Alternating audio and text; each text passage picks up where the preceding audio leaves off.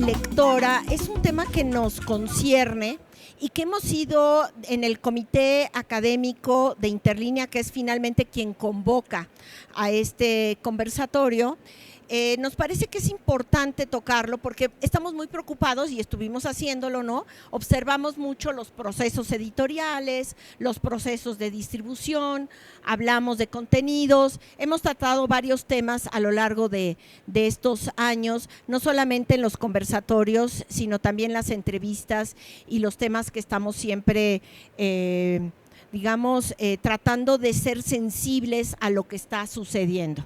Entonces, bueno, pues este año, pues el comité académico que se encuentra ahorita con nosotros, Felipe Maya, Vianey González, Edgar García Valencia, Camilo Ayala, Daniela Páez, y no debe de tardar en llegar Alejandro Tapia.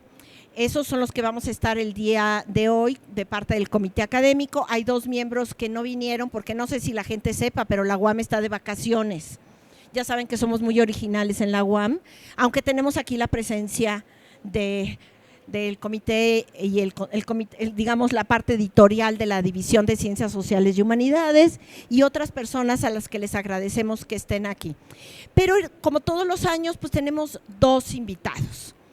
2 invitados que nos pareció muy importante para que no siempre sea un diálogo del comité académico entre nosotros y al rato nos cansamos de estarnos escuchando nosotros mismos, y a partir de lo que ustedes vayan a detonar es lo que nosotros vamos a ir tratando de conversar. Este conversatorio no es solamente entre nosotros, la idea es que ustedes participen, hagan preguntas y que esto suceda. Entonces, pues una de nuestras bellísimas invitadas, siempre es bella, ¿a poco no es muy bella? Sí, es muy bella, ni modo. Ya la puse roja, te presto mi abanico. Ok. Alma Cázares Ruiz, quien es licenciada en Periodismo en Comunicación Colectiva y maestra en Diseño y Producción Editorial. Esta maestría es una maestría que se da en la UAM, así es que es egresada de nuestra universidad. Ahí está esperando, ya llegó Alejandro Tapia, muchas gracias. Muy importante, ella es una editora con una experiencia de más de 30 años en la industria privada. Y creo que eso también es importante, tener esta perspectiva, ¿no?, desde otros lugares que no sea solo al interior de las universidades, pero siempre ha estado involucrada porque también trabajó dentro de la Universidad Anáhuac como editora y actualmente está a cargo de la biblioteca. Entonces, esta mirada de ser editora, bibliotecaria, que haya estado en la industria privada y universitaria, nos permite trabajar, ¿no?, este tema de la lectura desde una perspectiva, digamos, dual, porque aunque estuvo en la industria privada, en donde trabajó, se dedicaba mucho al libro académico y por lo tanto es otra mirada que tiene que ver con esta parte. Por supuesto que ha estado presente en muchos foros, en muchos espacios de discusión. Bueno, en fin, si les enumerara no terminaríamos de los espacios en los que ella interactúa siempre está presente en los espacios de discusión colectiva. Y bueno, pues te agradezco muchísimo tu presencia. Nuestro otro invitado es Carlos Antonio de la Sierra, quien es escritor, editor y literato, pero también me enteré que es profesor, es docente, y yo creo que este trabajo al interior del aula aporta mucho, es decir, estar al interior. Estudió la licenciatura en Estudios Latinoamericanos, la maestría en Literatura Iberoamericana y el doctorado en Letras de la UNAM. Ha sido becario del Centro Mexicano de Escritores, del FONCA y de el FOSEA en Morelos. Su trabajo ha aparecido en muchas antologías literarias. ¿Qué puede ser? Bueno, pues su espacio, su presencia aquí nos va a ayudar también desde esta ambición de la escritura y de la promoción, ¿no?, de la escritura en aula, ¿no?, que es lo que sucede también en torno a este tema de la cultura lectora. Y bueno, pues él a su vez, y es importante, es coordinador de un proyecto que se llama Cultura de Paz, Palabra y Memoria, y es coordinador de la colección Cuadernos Cátedra de Publicaciones UNAM y es editor del suplemento Libros UNAM. Entonces, creo que también todos estos elementos nos permiten pues arrancar este tema, ¿no? Entonces, lo primero que vamos a hacer pues es detonar una pregunta que nos va generando, digamos, como una idea general de lo que se piensa desde la perspectiva de cada uno de ellos. Las reglas del juego aquí son 3 minutos, ¿no? De cada una de las intervenciones para que, pues para que se vaya volviendo muy dinámico. No se trata de hacer una exposición, sino se trata de ir colocando estas piezas de manera, ¿no? Y poco a poco le iré dando la palabra a los del comité académico y evidentemente pues nada más reseñaré parte de su currícula para que todo el mundo sepa desde dónde están hablando y por qué forman parte de este comité académico de Interlínea. Entonces, Alma, leer, es decir, ¿qué significa hoy por hoy leer? Creo yo que podrías, ¿no? Desde esta perspectiva, sobre todo hoy, desde la biblioteca y ya con la perspectiva a la historia, ¿no? ¿Qué significa o qué piensas o cómo definirías tú qué es leer? Yo llevo los minutos. Bueno, gracias. Ya se me... bueno, pues gracias por la invitación y bueno, pues saludos a todos porque si no me va a llevar los 3 minutos en eso. A ver, yo pienso que la lectura no la puedes disociar de los formatos, de los discursos que ahora con la revolución tecnológica, con el ambiente digital, pues hay una transformación de la lectura. Entonces yo empezaría por identificar que no puedes separar la lectura de un formato y de una intención. Entonces, en este momento, pues coexisten esos lectores de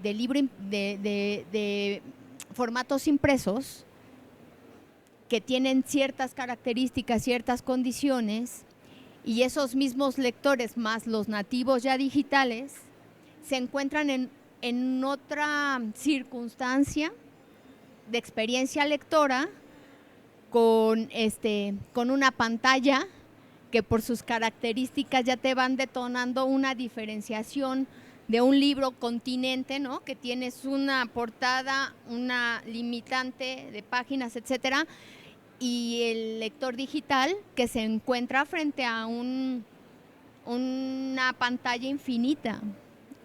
Y entonces las lecturas son diferentes. Y no sé, creo que con eso empezaría yo a abrir la conversación. Por supuesto que dentro de este canon escolar, pues esto también ha propiciado cambios en las prácticas lectoras académicas, ¿no? Entonces, pues esto más bien esto advierte que hay modelos y cambios de negocio en el tema editorial, pero también en la práctica académica y también en la función del bibliotecario, que en este momento para mí me parece que es una figura relevante para ir construyendo pues un camino lector con sentido escolar. Pero hasta ahí yo dejaría mi participación. Sí, bueno, se me olvidó presentarme, yo soy Sofía de la Mora. Digamos que la biblioteca es un agente que permite, ¿no? Al igual que el libro, ¿no? Que esta lectura se pueda ofrecer. Hola, buenas tardes. Gracias Sofía por la invitación. Sí, desde luego, los entornos del libro favorecen la lectura, pero no solamente eso, sino se necesitan actos de mediación para no solamente acercar el libro a potenciales lectores y lectoras, sino también actos de acompañamiento que permitan iniciar procesos lectores, a mi modo de ver, innecesarios comunitarios. Entonces, el simple hecho de cohabitar en el hábitat de los libros no significa que se vaya a leer por un orden natural de las cosas. Por eso, regalar libros no nos lleva a ningún lado si es que las prácticas lectoras no están mediadas por un mediador, mediadora de lectura. Y un poco para retomar la pregunta inicial que hacía, yo pienso sobre todo que la lectura es una habilidad que aspira a desarrollarse a lo largo de los procesos vitales de los seres humanos. Pero es una habilidad que depende también de pequeños actos de voluntad que vienen de impulsos también comunitarios. En ese sentido, no basta únicamente con acercar el libro, regalar el libro, sino llevar a cabo, insisto, esos procesos de acercamiento entre las personas para que no se haga una lectura individual o lecturas individuales, sino lecturas compartidas. Y en ese acto también ir recreando cierta intersubjetividad en relación con las lecturas, pero no solamente eso, sino conforme pase el tiempo, también ir recreando la lectura ya no como un acto placentero o un acto utilitario per se, sino como una suerte de necesidad, ¿no? Es decir, por ejemplo, en la mediación lectora decimos leo, luego existo. Es decir, leo porque sí y no por un acto utilitario que defina la lectura potencial que yo pueda hacer. Alejandro Tapia, quien es miembro del comité académico y es licenciado en Ciencias de la Comunicación de la UAM Xochimilco, trabaja en el departamento, tiene la maestría en Gestión de Diseño y es profesor investigador del Departamento de Teoría y Análisis de la División de Diseño de la UAM Xochimilco, donde realiza docencia e investigación en el campo de diseño. Obviamente más cosas, pero me parece que eso es lo central.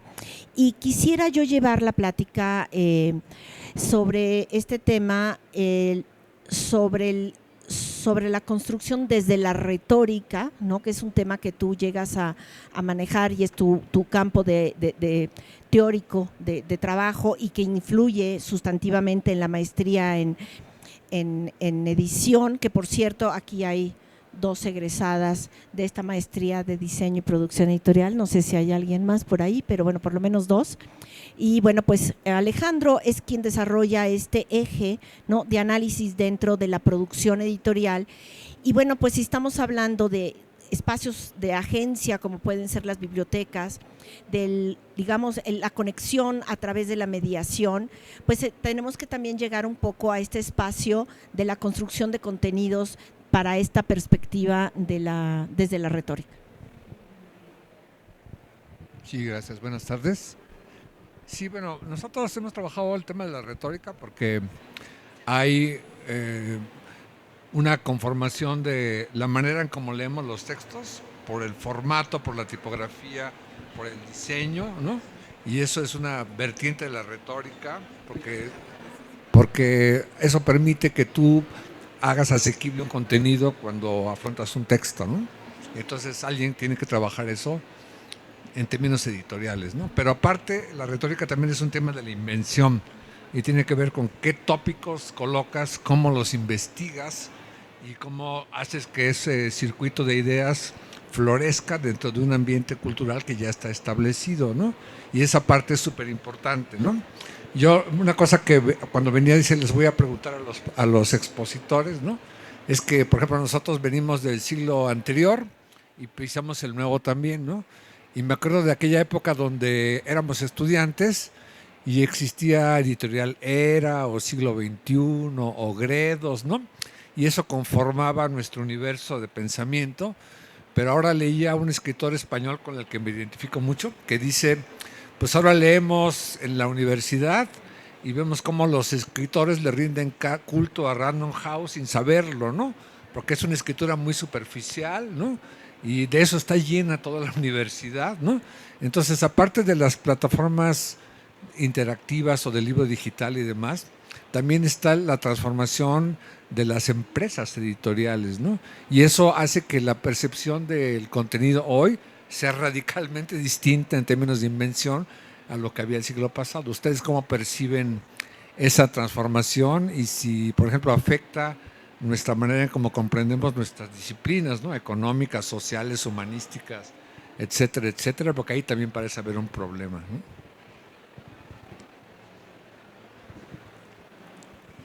Gracias. Pues efectivamente, cuando se editaba en nuestros tiempos, se pensaba en la tipografía y se pensaba en la mancha tipográfica, incluso el formato, dependiendo pues la ruta del libro y del catálogo. Ahora pienso que pues ha habido una transformación, pero como estructural, ¿sabes? Donde los nuevos lectores, y me estoy ya refiriendo al ámbito digital, también están leyendo de otra forma. O sea, nosotros, un libro era una unidad para nosotros, ahora se leen fragmentos, se hacen búsquedas de palabras clave, donde también ya aparecen imágenes, ¿no?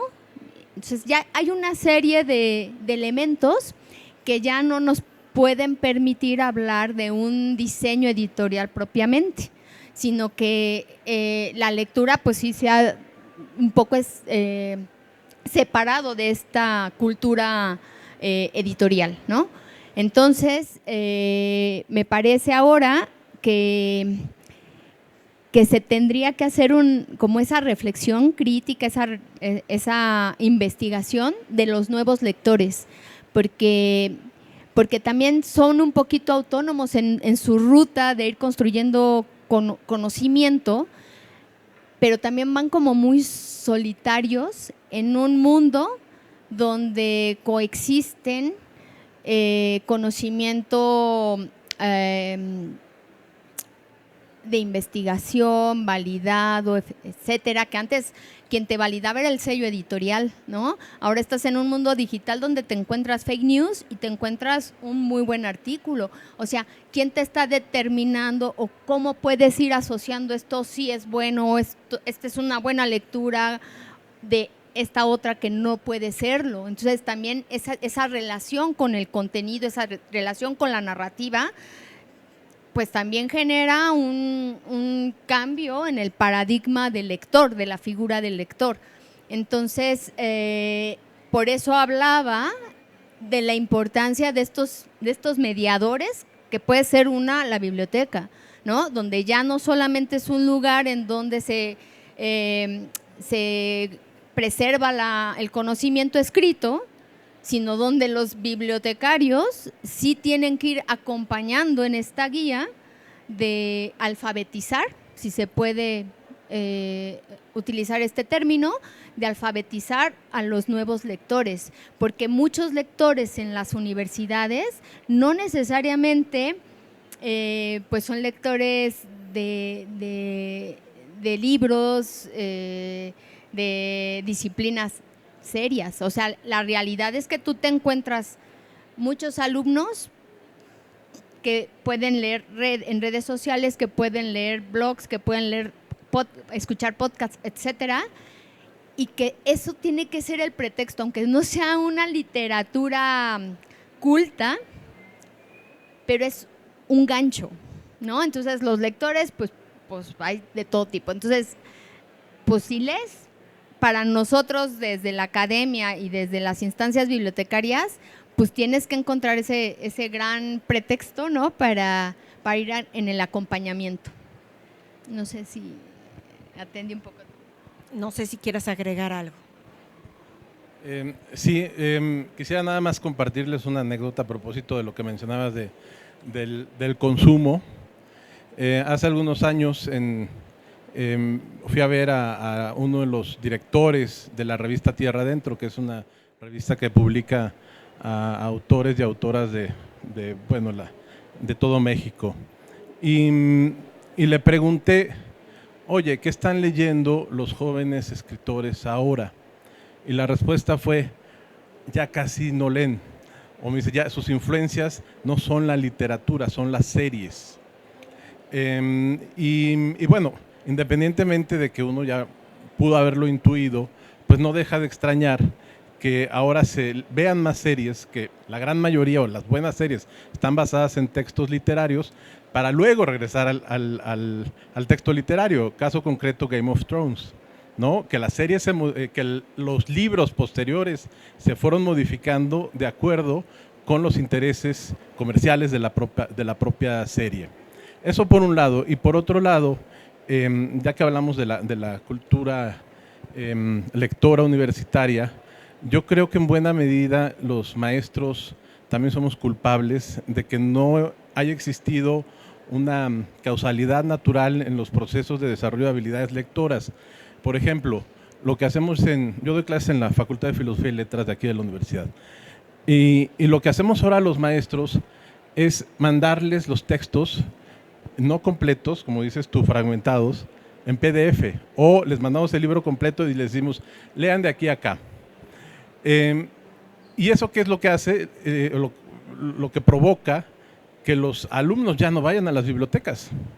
En nuestros tiempos, cuando no había internet, nos dejaban hacer una lectura y había gente que salía antes de la clase para buscar el único libro que aparecía en la biblioteca o que estaba en la biblioteca. Entonces, y decimos, bueno, si no les damos los libros o los textos en PDF, no los van a leer.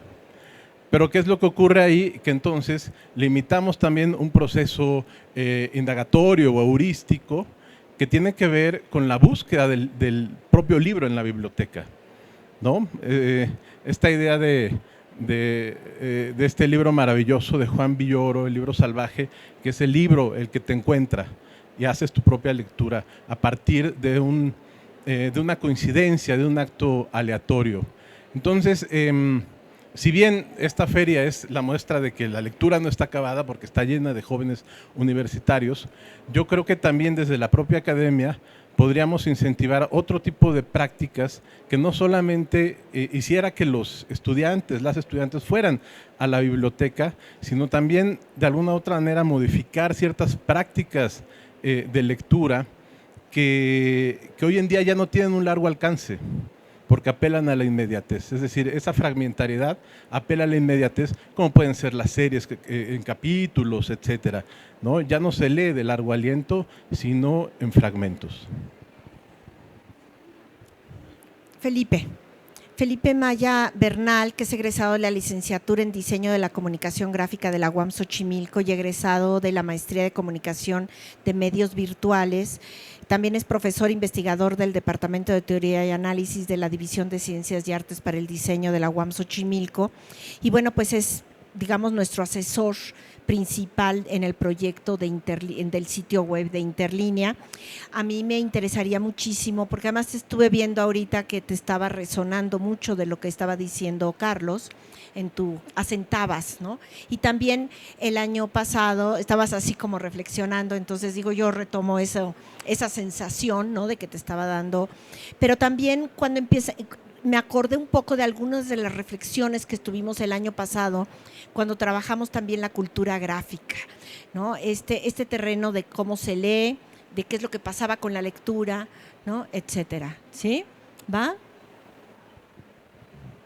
Bueno, antes que nada, gracias por la invitación. A mí siempre tengo como esa costumbre de contraponer la pantalla y el papel, y ahorita una cosa nueva que me resonó muchísimo con lo que decías era que sí se pierde habilidad heurística, ¿no? O sea, sí es importante que a veces las cosas sean difíciles. Y pareciera ser que en este caso, bueno, en la actualidad estamos privilegiando mucho la eficiencia, ¿no? Y que el alumno se vaya al video de YouTube, se vaya al resumen, o ya en estos momentos que la inteligencia artificial le explique el texto al alumno. Y si bien eso es práctico, es inmediato y es fácil, sí se pierde y se erosiona gradualmente la capacidad heurística, ¿no? Y en eso pues sí vamos a ver los resultados en una tolerancia a la frustración prácticamente nula. O sea, ese tema no lo había considerado, que se pierde en la pantalla y en los algoritmos y en la automatización, se pierde la experiencia de resolver cosas difíciles, y eso me parece valiosísimo. Me gustaría hablar de eso, pero tenía una pregunta para ambos, desde dos perspectivas, que tiene que ver con la gestión y con la y con la administración de los recursos, porque una tendencia que yo observo en mis tesistas y en mis colegas que trabajan en papel es que ya hay como una exigencia vertical de las instituciones por hacer a los productos, y le pongo aquí comillas, autosustentables, pero que la métrica que usan las instituciones, hablamos de la UNAM, de la UAM, hablamos del gobierno, tiene que ver más con la venta del libro como producto y no necesariamente observa otras métricas que son de corte más cualitativo. Entonces quería preguntarles qué opinión tenían sobre esta tendencia de que la institución cada vez busca, en mi opinión, bajar los subsidios, bajar el respaldo económico y hacer que las publicaciones sean más bien autosustentables en lo económico. ¿Qué criterios ustedes creen que esta tendencia es adecuada? Eso sería lo primero. Si ustedes también perciben esta tendencia de decirles a los administradores y a los coordinadores y a los editores que se les va a dar presupuesto en la medida que vendan libros. Pero ustedes, ¿qué piensan acerca de esta, podríamos decir, la imposición o esta política de que el criterio económico sea aquello que sustente la existencia de aquello que escriben los profesores o los escritores? ¿Creen que debería de ser así? Y si no, ¿qué alternativas podríamos tener?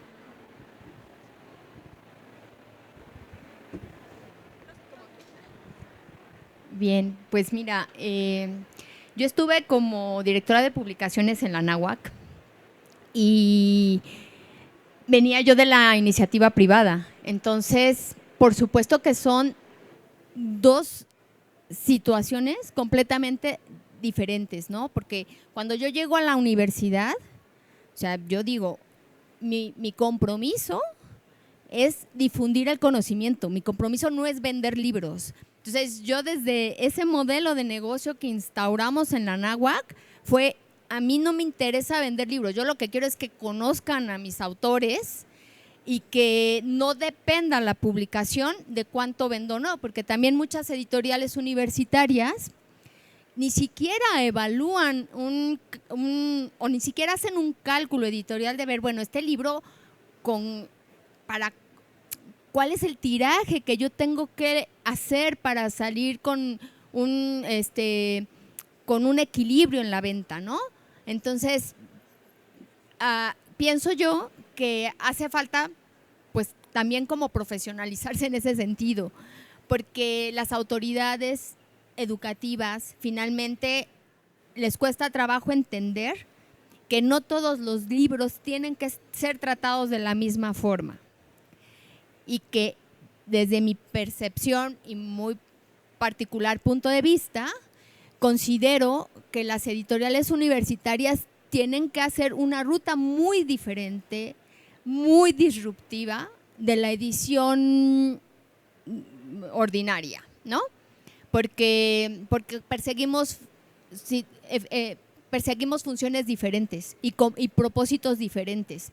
Yo, por ejemplo, sí te puedo decir que yo cuando dejé publicaciones en la Anáhuac, un catálogo más o menos de 300 títulos, ahorita deben estar como 250 títulos vivos, y de ellos no tenemos stock, o sea, no tenemos bodegas con libros no vendidos, y sí te puedo decir que hay reimpresiones, nuevas ediciones, o sea, los libros llegan a sus públicos, y también creo que es muy importante desde la universidad evaluar qué libros son comerciales, que tienen un potencial para que tú puedas buscar coediciones muy eficientes, y cuáles libros no, pero que eso su contenido no es que no sea bueno, al contrario, puede ser excelente, pero le interesa a 3. Bueno, pues buscas el espacio para que tengan esa salida a sus públicos. Entonces, creo que ahí sí se tendría que definir también el propósito, o así tener muy claro el propósito y la intención de la edición universitaria, porque de por sí la estructura de negocio editorial en este momento está sufriendo un cisma, y si para los editores privados está siendo muy complicado que puedan los lectores llegar a esos títulos, no quiero pensar cómo está la edición universitaria si seguimos los mismos patrones y estructuras de modelo de negocio. Antes de pasarte el micrófono, me gustaría darle la palabra a Edgar, ¿no? Para que también contribuyas con tu mirada como responsable de una editorial universitaria, ¿no? Edgar, para ir sumando este tema. Edgar García Valencia es investigador del Centro de Estudios de la Cultura de la Comunicación, doctor en Letras por la Universidad Nacional Autónoma de México. Es miembro del Sistema Nacional de Investigadores, licenciado en Comunicación de la Universidad Autónoma de Coahuila, maestro en Literatura de la Universidad Veracruzana y estudió un máster de especialización en Filología Hispánica en el Consejo Superior de Investigaciones Científicas de Madrid. Él también forma parte del Comité Académico de Interlínea, pero ha trabajado con todo este bagaje, ¿no? Cultural que lo define. Pues ha trabajado como editor en instituciones académicas y participado activamente en sociedades de gestión colectiva de derechos de autor. Entonces a mí me parece como muy importante, Edgar, poder retomar esto que estamos platicando del objeto libro, ¿no? Como un bien que nos permite, ¿no?, fomentar la lectura para entender o comprender lo que vemos también desde los espacios de la comunicación y de la literatura, ¿no?, la construcción de la cultura lectora, ¿no?, y que de alguna u otra manera se enganche también ese trabajo de docencia que tú también desarrollas con las actividades de docencia que se dan al interior de estos espacios de las letras y de la literatura y demás. No sé si te puse en un…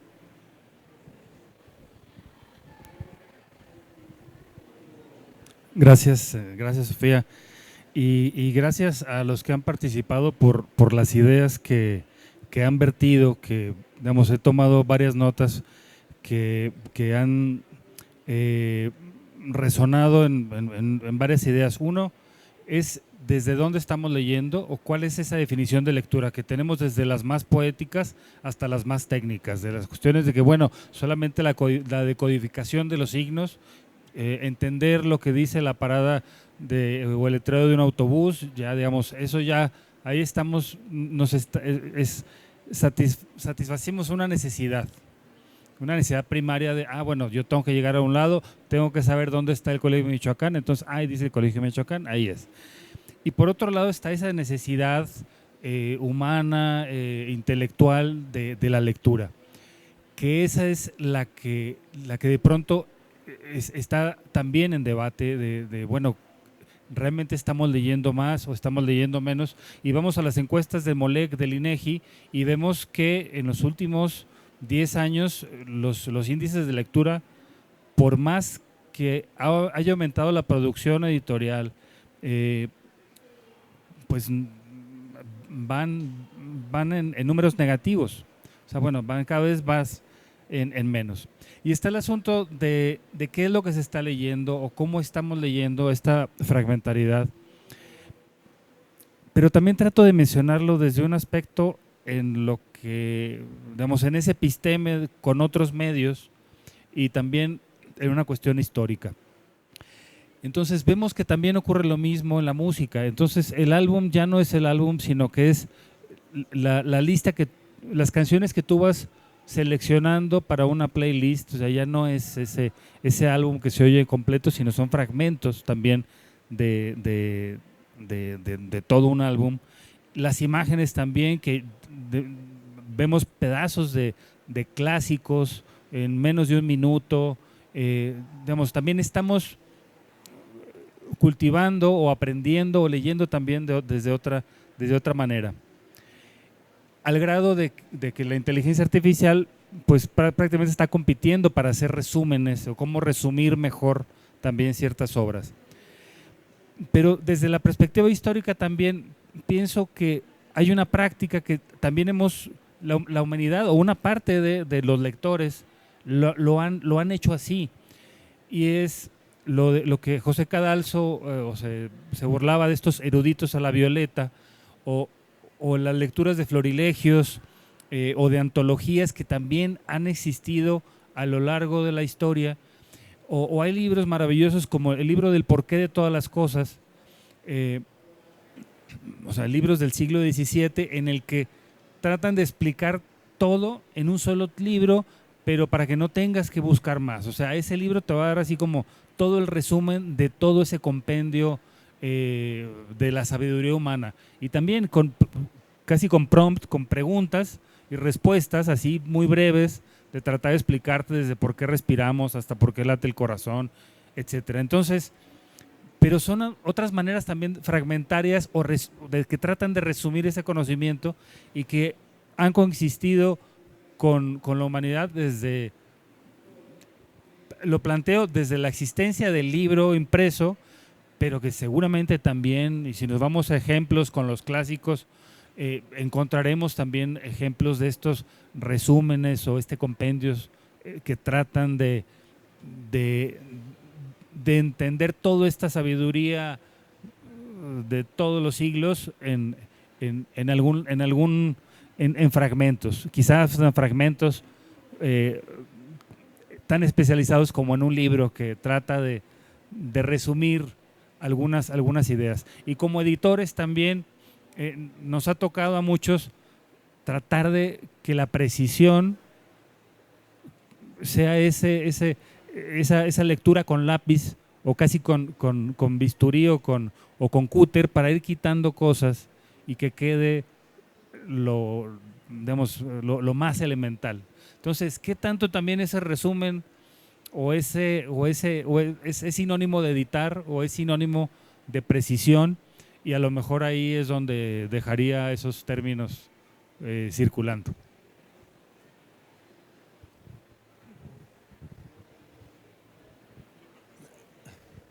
Gracias. Bueno, un poco para regresar a lo que comentabas. Las ediciones universitarias o los libros universitarios son libros necesarios. ¿Eso qué significa? Que normalmente obedecen a problemáticas de actualidad o coyunturales que aspiran a resolverse desde una perspectiva, pues no solamente científica, sino también sensible en relación con ello. Y por lo general son libros que no aspiran al lucro, que no tienen fines de lucro, ¿no? Sino que, como lo mencionabas, expandir el conocimiento. O sea, que ese conocimiento sea conocido en primera instancia por la comunidad de la universidad a la que está editando ese libro, pero que también pueda ir más allá. No conozco mucho el caso de otras universidades, de las ediciones universitarias de otras instituciones, pero sí conozco el de la UNAM. Y en la UNAM se publican alrededor de 5 o 6 libros diarios por parte de todas las dependencias universitarias. Si ustedes hacen la cuenta, verán que básicamente es la editorial en español más grande del mundo. Es decir, ninguna otra editorial en español, pública, privada, publica tantos libros. Y esos libros, si bien la idea es que también tenga una plataforma de comercialización, y lo que tenemos aquí no solamente son las librerías de la universidad, experiencias como esta feria, también tenemos la librería electrónica en donde pueden llegar los libros más allá. Y en ese sentido, no es que se satanice propiamente ya desde, digamos, de la perspectiva institucional, el libro impreso y que se ha sustituido por el libro electrónico, sino que también es una plataforma distinta. Es decir, muchas veces el presupuesto es insuficiente para publicar 1000 libros impresos y sin embargo sí pueden hacerse ediciones electrónicas que tengan también otro tipo de plataformas a partir de las cuales se pueda llegar a un público, si bien no distinto, pero que también haya desarrollado, sin embargo, una habilidad lectora en plataformas electrónicas, con dispositivos electrónicos, etcétera. El libro electrónico sigue siendo libro. Nuestros libros, y Camilo no me dejará mentir, que es el encargado de eso, tienen ISBN. Es decir, son libros hechos y derechos, nada más, no se imprimen, ¿no? Pero siguen siendo libros.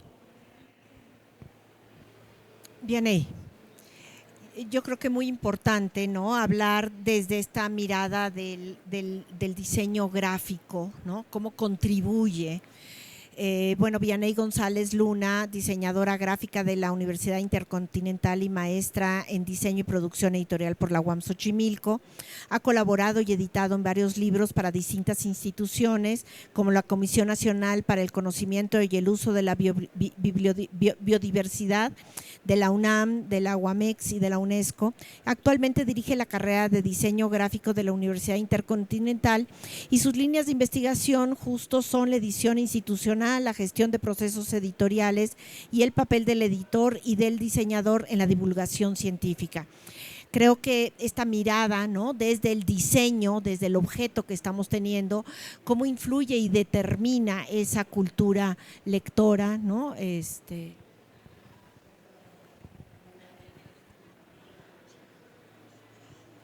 Sí, es difícil rebobinar, ¿no?, con toda la información que vamos juntando. A mí me pareció muy interesante, ¿no?, el planteamiento de distintas perspectivas con respecto a, primero, qué es leer, en dónde lo hacemos, para qué lo hacemos, con quién lo hacemos, ¿no? Hemos estado hablando, digo, para compilar este tipo de iniciativas editoriales, pues todo un discurso, ¿no?, que acompaña también las discusiones que tenemos acá. Desde una perspectiva de la materialidad de los textos, o sea, porque pues platicando el texto como una unidad discursiva y cómo lo podemos hacer compartir a los estudiantes en un pues un lugar como ¿no? La materialidad también tiene que ver con cómo ofrecemos esos contenidos que se van hilando, lo que edita la universidad, y también pues posiblemente estoy pensando en lo que les decía hoy a mis estudiantes con respecto a lo que íbamos a hacer hoy acá, pensando en que ellos están ubicados en un lugar muy particular de la producción editorial, pero que no tiene nada más que ver con eso, sino cómo ven todo el ecosistema en el que estamos inmersos, ¿no? Desde los autores, ¿no?, que tienen cosas que decir, desde cómo ellos leen en esta situación de la lectura fragmentada, pero que también no solamente el diseño gráfico o la visibilidad de los libros, pues es algo que no necesita ser estudiada a profundidad, ¿no? El discurso del libro, el año pasado hablábamos de que es una verdadera proeza, ¿no?, seguir haciendo estas publicaciones impresas cuando todavía pues nuestros estudiantes buscan, ¿no?, el contenido de forma digital, y pues hay que ampliar esa perspectiva, pensando, ¿no?, en que ya hay muchos elementos gráficos que les pueden ayudar a persuadir, ¿no?, para distintas plataformas, ¿no? El caso de para qué sirve, ¿no?, tener una retícula para una publicación de este formato, o una retícula que nos permita scrollear, ¿no?, en una página o en un producto editorial, y dónde están todos esos elementos, ¿no?, que permiten ir navegando tanto en la interfaz del libro como en la interfaz de una plataforma digital, ¿no? Y que para cada una de esas unidades se requiere también entender muy bien pues quién es nuestro lector, cómo lo hace, qué recursos utiliza, cuáles son sus dispositivos a la mano, y si realmente pues siguen buscando tener estos artefactos impresos que a tanto nos gustan, que he encontrado que sí, ¿no? A los estudiantes nuevamente, bueno, no sé si nuevamente, pero me permito ver, ¿no? que ya la mayoría tienen de pronto libros impresos en sus equipos y en sus mochilas, ¿no? Entonces, bueno, pues eso, ¿no? Pensar como quién nos va a ver, quién nos va a leer y qué necesita para que eso suceda, ¿no? Es importante recordar a los que están ahorita participando y escuchando este conversatorio que en realidad esto es un espacio donde vamos colocando algunas piezas, algunas ideas que parecen sueltas, pero que de alguna u otra manera es como ir experimentando, como si fuera una especie de laboratorio donde estamos percibiendo y sintiendo cosas que se están construyendo. Las verdades absolutas no existen, ni menos en el mundo del libro, del conocimiento, de las ideas, y por lo tanto hacer este ejercicio en un espacio como una feria de libro, donde estamos hablando de libros, de contenidos y demás temas que conciernen al mundo del libro y la lectura, pues nos va dando la posibilidad también de que vayamos contribuyendo de una manera poco rigurosa, poco académica, poco estancada, ¿no? Sino todo lo contrario, ¿no? ¿Qué quiere decir todo lo contrario? No lo sé, pero todo lo contrario que acabo de decir, ¿no?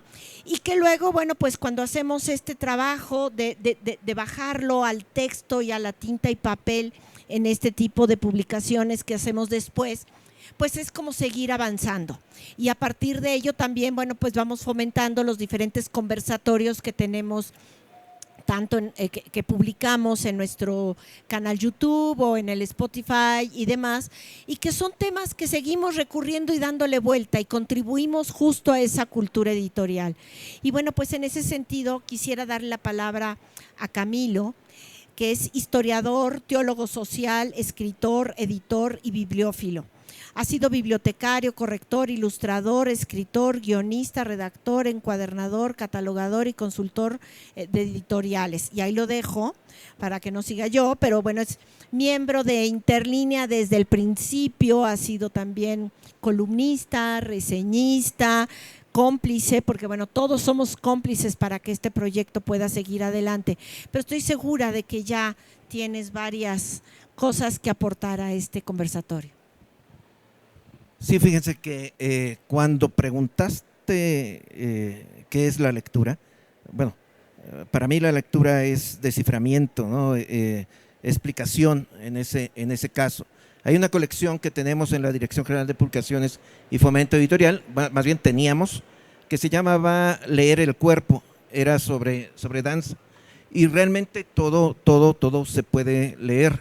Se puede leer la vida, se pueden leer a las personas, se puede leer el signo de los tiempos, que de hecho eso es lo que tratamos de hacer siempre en las universidades, que yo las defino como comunidades de lectura y escritura, porque a pesar de que se puede leer de todo, hay niveles de lectura y eso es lo importante.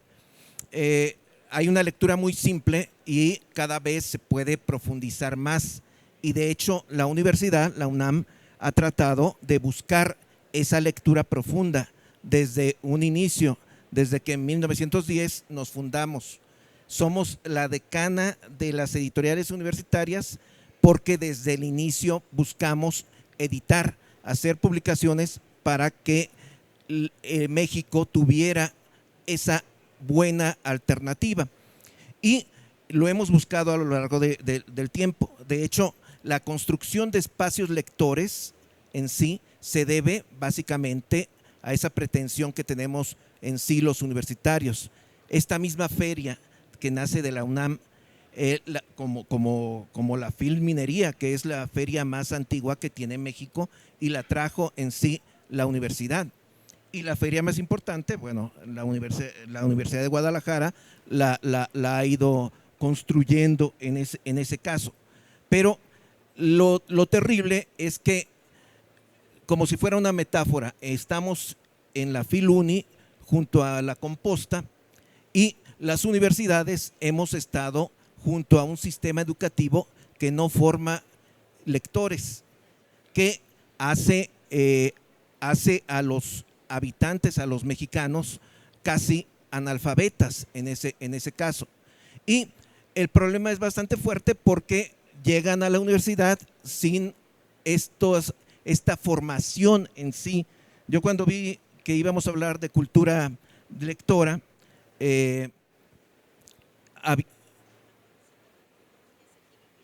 bueno. Perdón, bueno, yo sí, perdón que te interrumpa, le pongo pausa, total lo tienes ahí escrito, ¿no? Y todo esto se va construyendo poco a poco. Pues muchísimas gracias, Carlos. No sé si quieras agregar algo, 30 segundos. No, pues simplemente muchas gracias por la invitación, Sofía. Siempre este tipo de espacios son muy necesarios para el enriquecimiento de distintas miradas y perspectivas en relación con la lectura, y pues, el intercambio siempre entre compañeras, compañeros relacionados con eso es sumamente enriquecedor y nos ayuda muchísimo, ¿no? Una disculpa, pero me tengo que retirar porque tengo que inaugurar un coloquio ahorita, pero gracias a todas y a todos. Muchísimas gracias, Carlos. Sí, es que al principio esto iba a durar 50 minutos y luego nos alargaron. Entonces, bueno, ya, te paso la palabra para que estemos más tranquilos, que estaba un poco intranquila. Gracias. No, está bien. De hecho, esto también me sirve porque, bueno, lo malo es que ya se fue Arturo Amet, que es librero, y recuerdo una frase que dice que una librería no es más que una idea construida en el tiempo. Y de hecho, la lectura, tal y como la hemos concebido en la universidad, es esa idea de formar un país de verdad en sí de lectores. El problema es este sistema educativo, y estaba viendo algunos datos precisamente de la UNAM. Tenemos un sistema bibliotecario enorme en la UNAM, son 140 bibliotecas, que es mucho más que lo que tienen varios de los estados de la República, y tenemos una comunidad de 423,227 personas, pero registradas en el sistema bibliotecario son 362,637. Hay universitarios que no quieren ir a biblioteca. Ahora, quienes han sacado por lo menos un libro en el sistema bibliotecario son 177,853. Y si hablamos de las visitas que se hicieron a estas 140 bibliotecas, es oportuno decir que también tenemos la Biblioteca Nacional, pero eso es aparte. Es una administración que tiene el Instituto de Investigaciones Bibliográficas, pero nuestro sistema bibliotecario está centralizado. Hay una biblioteca central hermosísima dirigiendo todo esto, y todas esas bibliotecas tuvieron una asistencia de 4,684,252 visitas. Eso quiere decir que si dividimos entre lo que es la comunidad universitaria y esas visitas, cada universitario visitó las bibliotecas 11 veces al año. Si dividimos lo que son las personas que se registraron en biblioteca, tenemos que sube un poquito a 12.9 visitas, que es muy poco, muy poco. Realmente hay bibliotecas universitarias que están vacías la gran parte del año, lo cual es terrible. Pero bueno, está el sistema bibliotecario construyendo lectores, pero también el sistema editorial. Tenemos 100 dependencias haciendo libros, haciendo 908 libros impresos y 877 libros electrónicos. Pero ese sistema editorial en la UNAM está cimentado con gran parte de las ferias. Nosotros en la UNAM siempre estamos de feria. Está Filuni, pero casi al mismo tiempo tenemos la Feria de Artes Plásticas en la Facultad de Arte y Diseño, la Feria del Libro Legal, que está ahora un poco itinerante, pero también tenemos no solo ferias como espacios lectores, sino librerías.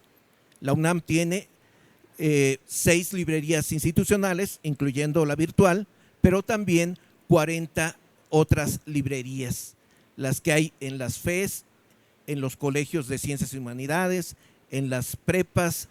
Es un sistema que rebasa con mucho a varios estados de la República.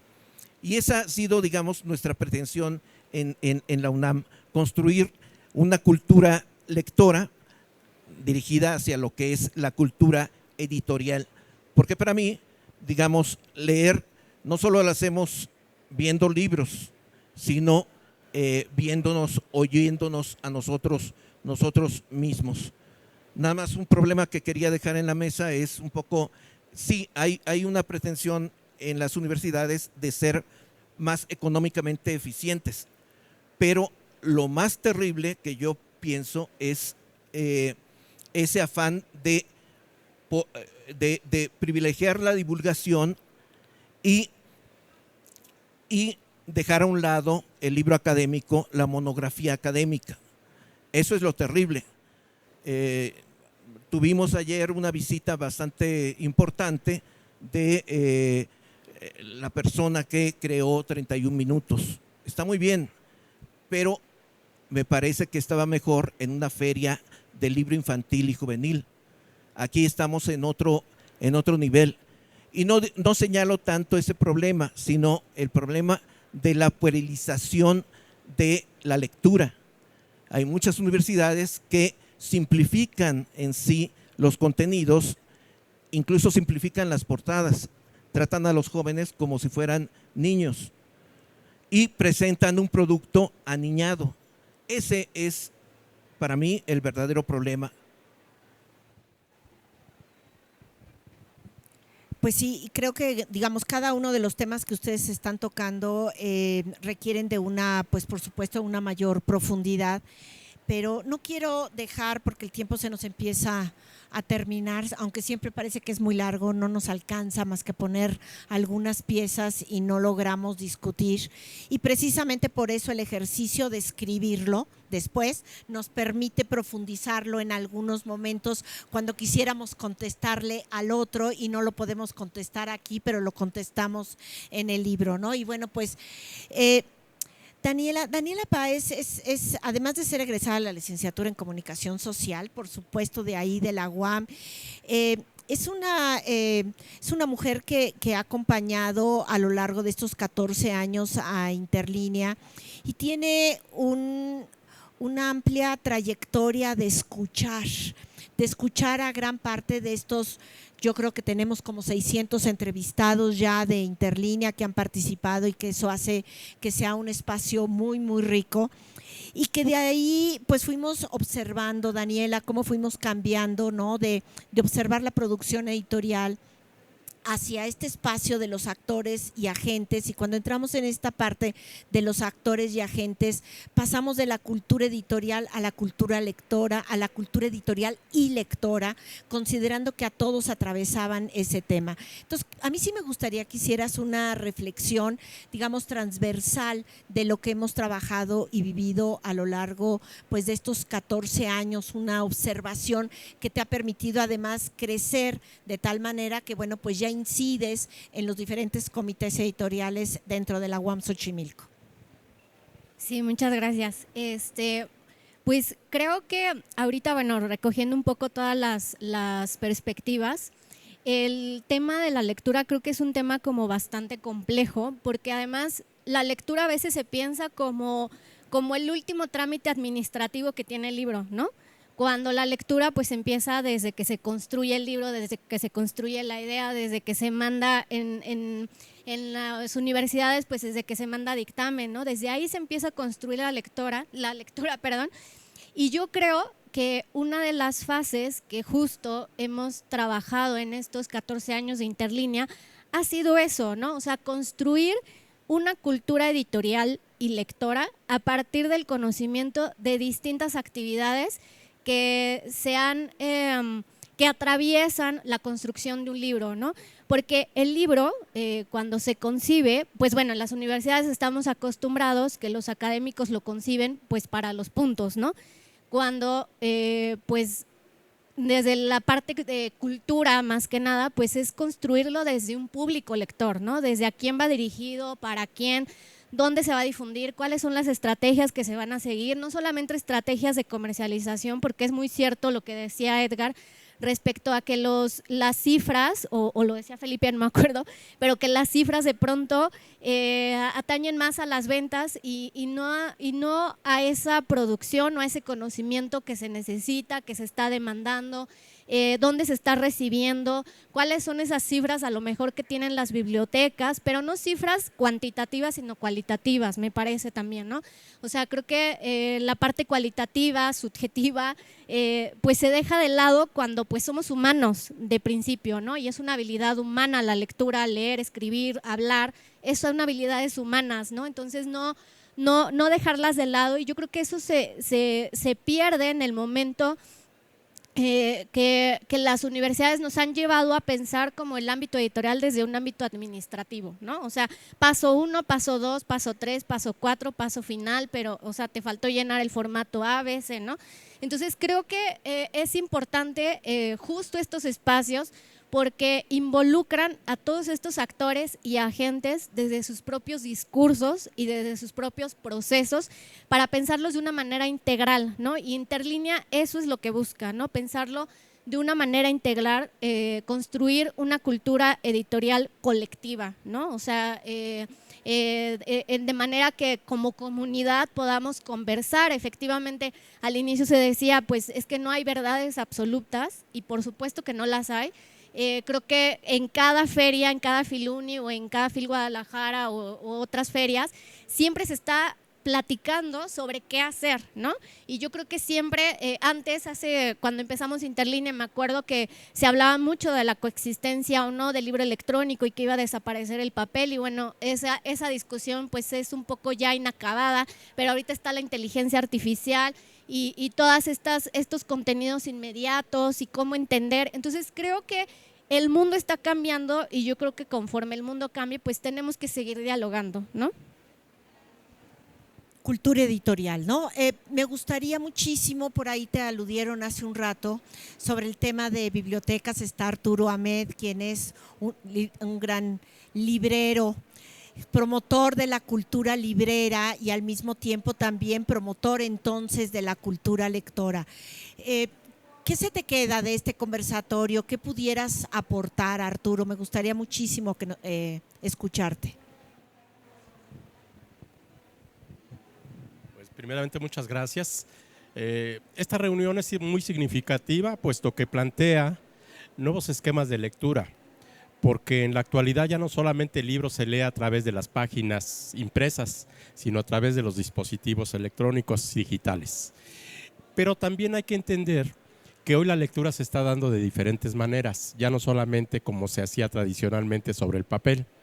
El caso de las librerías es un caso muy específico y muy, vamos a decir, particular, porque así como se habla de la gran crisis que viven las librerías en el mundo, también se habla de la necesidad de seguir interactuando como seres humanos para poder llegar a la lectura. Y en las librerías se abre un espacio siempre de diálogo y de construcción de pensamiento, tanto crítico como pensamiento abstracto. De tal forma que hoy no podemos decir que las librerías están vetadas y cada día están desapareciendo más, sino al contrario, se están transformando. También se tienen que adaptar. ¿Y qué me llevo de este conversatorio? Pues una manera diferente de entender que no solamente hoy existe una forma tradicional de leer ni una forma tradicional de acercarse a la lectura, sino que hay diferentes actores que nos llevan a poder encontrarnos con el libro. La biblioteca históricamente ha sido un espacio de veneración de la lectura, pero también en México la biblioteca ha ido de fracaso en fracaso. ¿Y por qué ha sido de fracaso en fracaso? Pues porque la biblioteca no tiene presupuesto nunca para poder actualizarse. Ni aún las bibliotecas más importantes de México lo hacen. También se están transformando las bibliotecas porque se están creando espacios recreativos de conversación y de diálogo con los posibles lectores. La manera como se está dando hoy el acercamiento del posible lector a las bibliotecas, pues ya es de una manera diferente para vincularse, ya no solamente que llegas porque necesitas leer un libro determinado por prescripción, sino leer como un espacio de diversión, y para ello se crean actividades de ese tipo. Entonces, ¿qué me llevo? Pues la felicidad de estar con ustedes y de haber compartido este momento. Muchas gracias.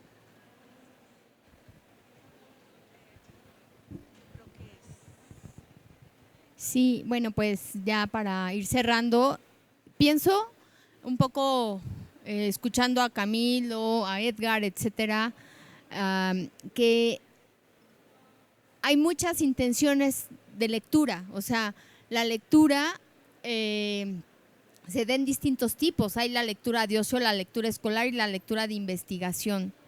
Entonces, creo que los editores, los libreros, las bibliotecas, es decir, el ecosistema del libro más fundamental, creo que sí tendríamos que estar como con mucha claridad de que la lectura está compitiendo con el audio, con los cines, con las series, ¿no? Que no implican una cosa más que escuchar y ver. Y la lectura es decodificar. Y entonces creo que nosotros tenemos un compromiso como actores y creadores de contenidos de encontrar el pretexto mínimo para poder enganchar a los lectores en prácticas lectoras que los vayan evolucionando, porque ahorita cuando escuchaba a Edgar, yo pensaba, es que leer, hay una intención, y en el tema universitario pues es adquirir conocimiento. O sea, ¿cómo adquieres conocimiento con textos fragmentados? Un editor, cuando construye un libro, piensa en un todo, o sea, tiene una intención el libro, cada capítulo, la estructura, el tamaño, etcétera, tiene un objetivo. Y los lectores ahora en el mundo digital, pues van muy solos, o sea, ¿cómo vas construyendo el conocimiento? Y creo que eso es lo que más me preocupa de la actividad lectora. ¿Cómo estamos construyendo el conocimiento? Un minuto, pues se nos está acabando el tiempo para cada uno, por favor. Sí, yo quiero remarcar que para mí una de las cosas que tiene la lectura es que por un lado te permite obtener información, hay otra que te permite entretenerte, que se amplifica también con el Netflix y demás, pero hay otra función que a mí me importa mucho, que es la de problematizar lo que ya conocemos, ¿no? Y entonces para mí la lectura universitaria tiene esa finalidad, ¿no? La de decir, eso que se ha establecido ya como una red de pensamiento sobre un tema puede ser problematizado porque a lo mejor no encontramos ahí las causas de lo que nos explica el mundo, ¿no? Y de lo que hay que hacer. Entonces la función de los libros es problematizar eso correctamente, y eso implica investigación, pero implica también mucha plasticidad, es decir, que te lo sepan decir de una forma clara, ¿no? Y esa función creo que está muy adormecida en los tiempos actuales, ¿no? Visitaba el otro día la librería con esa intención y decía, pues no encuentro un libro que tenga la plasticidad o la capacidad de provocación que cuando yo era estudiante, ¿no? Eso es lo que me preocupa y por eso mi observación inicial, ¿no? Pero esa es una simple reflexión que hago yo, ¿no? Gracias.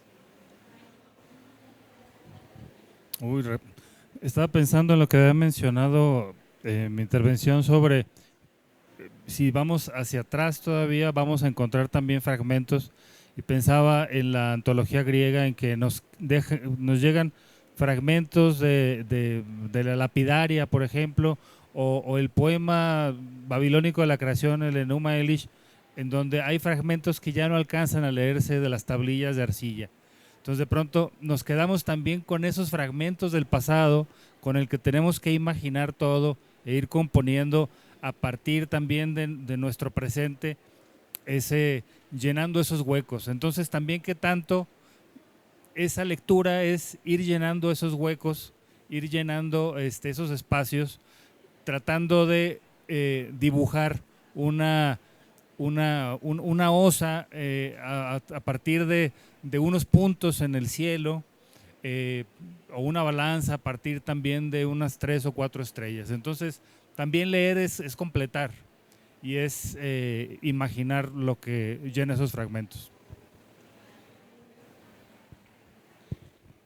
Bueno, pues yo me quedo con muchas ideas, ¿no? También que me gustó mucho que retomaras también el tema de que posiblemente el próximo año todo lo que se quedó aquí en la nube lo vamos a aterrizar de mejor forma, porque esto también me hizo pensar sobre que la lectura de pronto se encuentra en muchos lugares y vamos dejando como pequeños fragmentos en todos lados para que los jóvenes lo vayan cazando y capturando por todos lados, ¿no?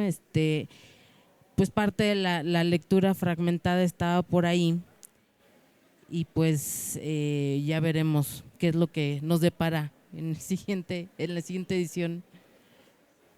Hola. Bueno, me llamó mucho la atención que se dijo que los audiolibros no dejaban de ser libros y otra vez, como en muchos años, vuelvo a quizás sonar simplista y un poco estridente, pero pareciera que en el futuro este problema es semántico y finalmente creo, quizás estridentemente, que el libro, quizás la palabra libro va a perder cada vez más relevancia y vamos más bien a hablar de historias y de contenido. Yo me apego mucho a la tesis del paréntesis de Gutenberg, de que finalmente la manera natural de los seres humanos de comunicar y de relacionarse con ellos mismos y con el conocimiento es a través del lenguaje corporal, a través de la oralidad, y que ahorita con la inclusión de las inteligencias artificiales que cada vez se acercan más a simular seres humanos,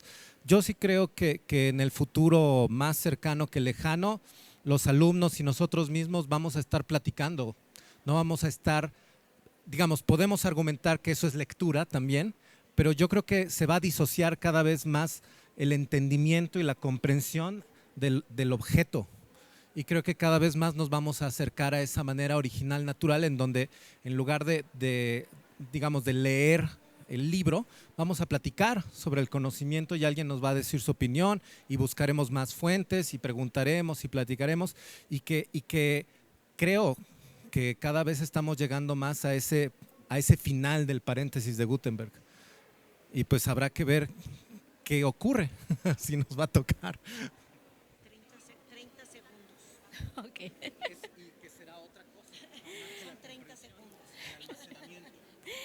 Pues yo creo que digamos como que todas estas perspectivas que se han planteado aquí, pues obviamente requieren de un análisis y una mayor profundización, ¿no? Porque evidentemente estamos ante cambios tecnológicos o desarrollos tecnológicos y esta convivencia de los jóvenes y bueno, de todo el ecosistema editorial frente a una inteligencia artificial que resume, que simplifica, que parece que simplifica la vida, pero entonces ¿cómo dialogar con eso para que la lectura tenga todavía ese carácter de desarrollo humano, ¿no? Que no se quede nada más en cambios y en estas estrategias a lo mejor que parecen estrategias como que van rápido y inmediatas, porque es esta necesidad de querer acercar a los jóvenes a la lectura y obviamente, bueno, pues ir aprendiendo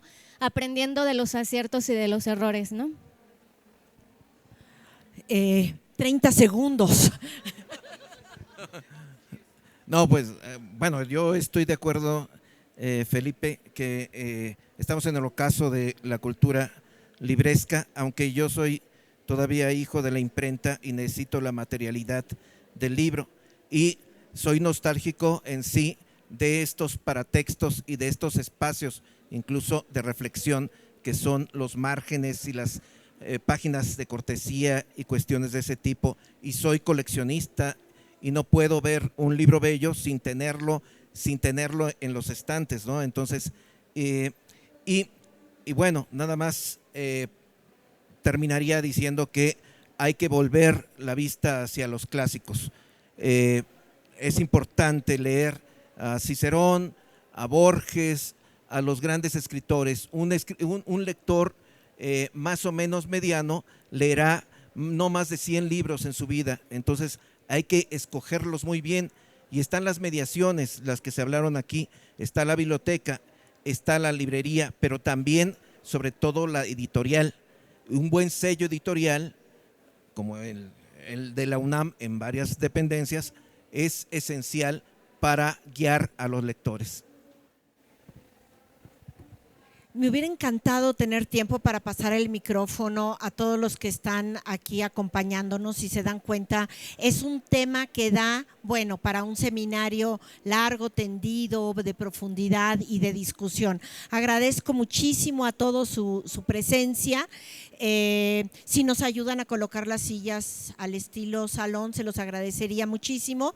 Y bueno, los invitamos a que aquí está la persona que les puede vender el título, está de la producción del conversatorio del año pasado, donde trabajamos el tema de la cultura gráfica y de la ecoedición. Está el día de hoy, se encuentra en 220 pesos. Sí, es de más que cultura gráfica, es de novela gráfica. Si son fans de los cómics, les recomiendo mucho este número porque siempre hacemos un análisis muy profundo de muchos temas y al cómic muchas veces no se le da la profundidad y el análisis tan fuerte por muchos expertos. Y en este número tenemos gente que produce cómics y gente que analiza cómics y está muy bueno, lo recomiendo.